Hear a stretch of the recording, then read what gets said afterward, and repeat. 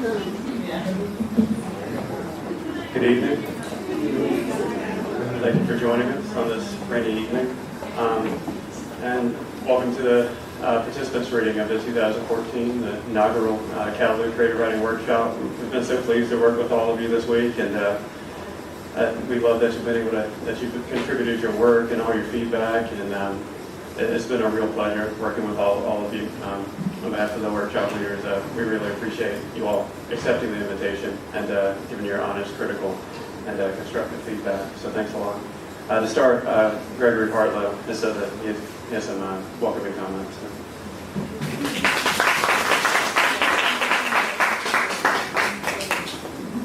Thanks. I just wanted to echo that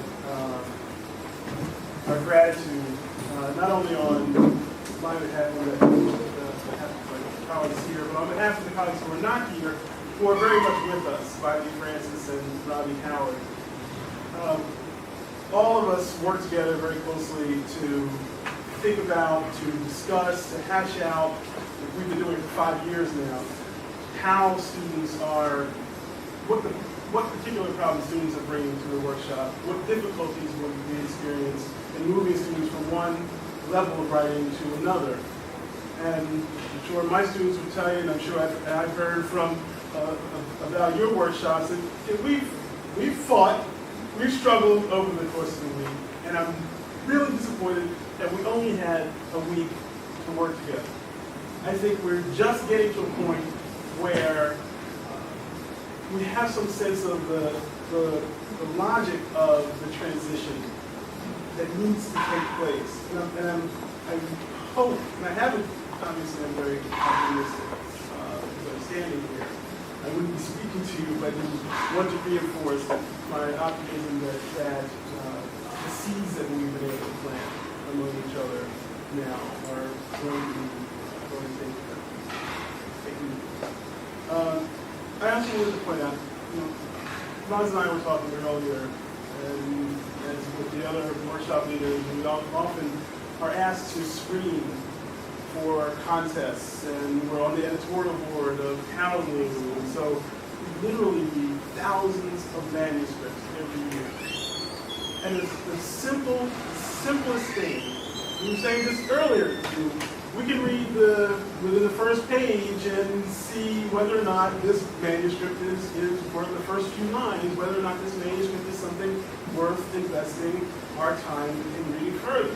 And so it's very important to demonstrate the presence on the page that is going to get your reader, whoever that reader may be, to stick with the work. Right? And there's the thing that is most distinguishing, I think, is just a basic level of self-awareness. And so when we talk about, it doesn't matter what the content of the work is, it doesn't matter what the vocabulary that one brings to the page, it matters the sensibility and the sense of one's place in the world, of course the uniqueness of the voice. That, I think, is a result of understanding or recognizing that I am a writer in a lineage of writers, and that I'm contributing to a conversation that preceded me for many generations and will continue many generations after me, and that the reader is likewise conscious of that lineage. And the reader is going to say, where is this person fitting herself in to this conversation? And if she doesn't demonstrate some awareness that there is a conversation going on, that's a deal breaker. So this is just my kind of end note to saying I understand how demanding we may sometimes have seen, but that effort is toward the kind of mechanics of character that I think are evident in work, and that we clearly enjoy see turn up in more and different ways in your work over the course of the week. So, thank you. Thank you. Thank you.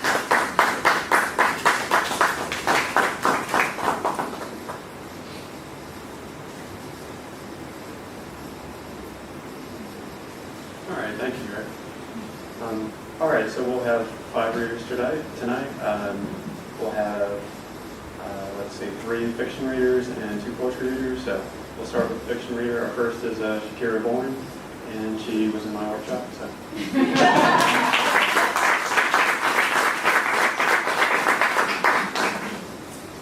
Hi. Is everyone happy now? I'll fix that. I'm going to be reading an excerpt from a story called Rockabye. As you hold his bloody, trembling hand, the boy tells you that his father used to be a policeman, just like you.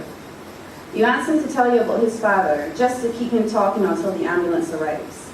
He tries to reply, but coughs and spits blood, and you tell him that it's going to be all right, and that he has to hold on, but you are scared because the blood stain on his shirt is growing larger and larger by the second.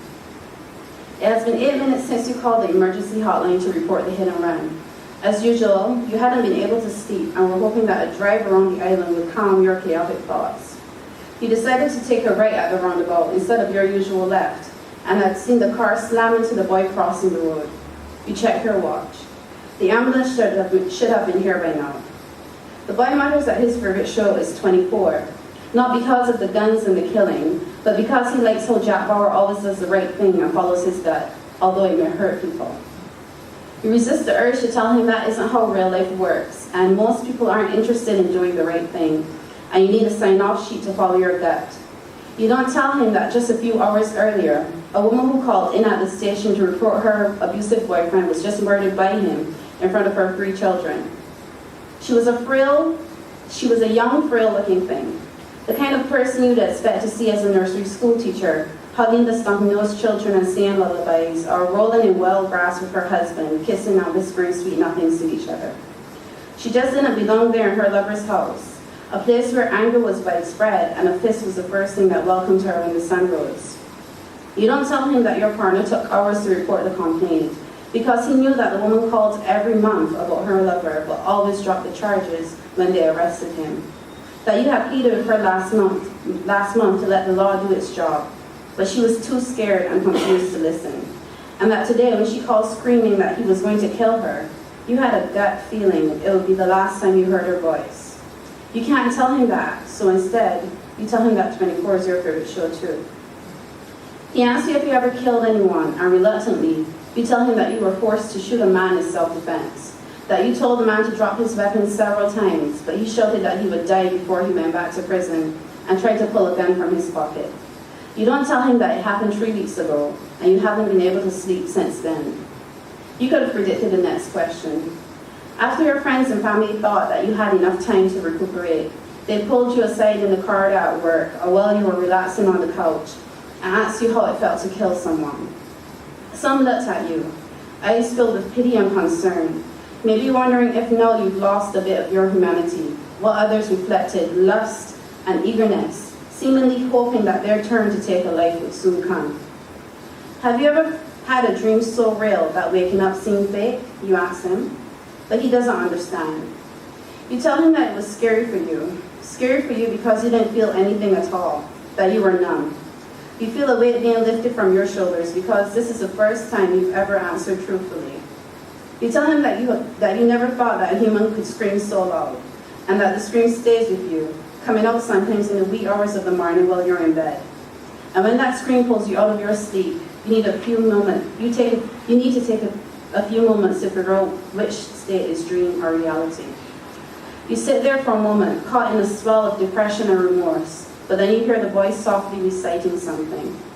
You think it's a prayer, but as you listen closely, you realize that he is quoting the first line of the police code of ethics. You are in shock, and you ask him how he could possibly know that. And he repeats that his father used to be a policeman. He repeats what your boss and your friend and your mother have all been telling you, that you were doing your job, and that the man made his choice, so you barely acknowledge the comment. Instead, you make comforting noises and ask him to tell you about his father again. Thank you.